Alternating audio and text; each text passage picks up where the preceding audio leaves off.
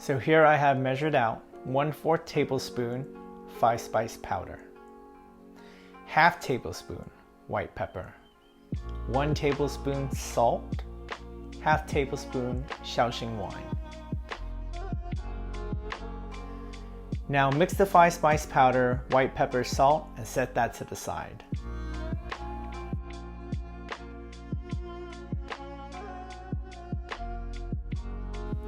So here I'm using a 3-pound piece of pork belly for myself and my partner, which is actually good to serve 3 to 4 people as a main course.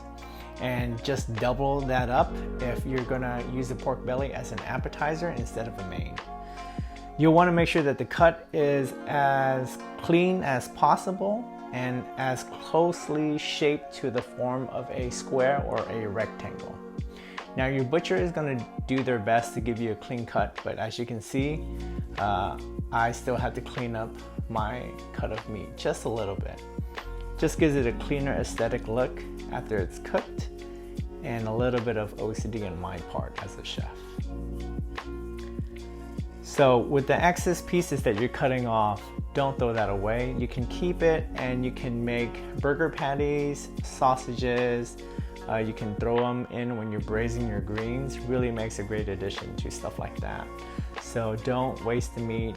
You can find other methods to cook them. Paper towels are going to keep our skin as clean as possible as we are prepping the meat area with the marinade.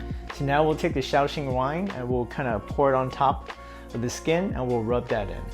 And make sure you want to get every part of the exposed meat area. So the sides, the entire bottom, make sure we coat it with that Shaoxing wine.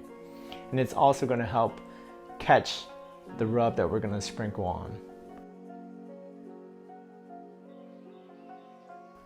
So now that we have the Shaoxing wine rubbed all over the meat, we're going to grab our dry mix. And we're going to sprinkle a nice thorough sprinkle on top of the meat, and then now we'll get our fingers and we'll just kind of rub that into the meat. Make sure you get every crevice, cover every area except the skin. So rub the sides, rub the bottom, use some more rub if you have more. I'm going to use all of my rub and just make sure that everything is nicely coated and that I have no spots missing.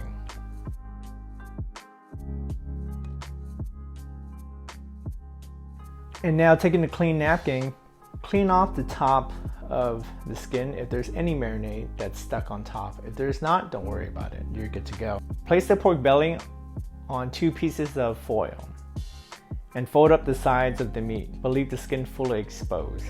That is the secret to crispy skin. We want it to dry out, so we're not going to cover it.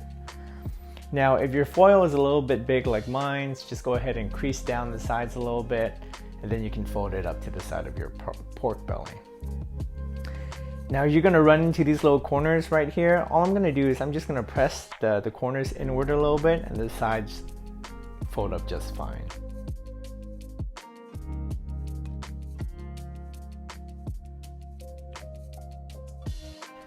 So now that we have our pork belly wrapped in foil, placed in a pan or on a plate, we're gonna pop it in the fridge overnight so it can marinate and dry for at least 8 hours. And that is it. I'll see you tomorrow back in class.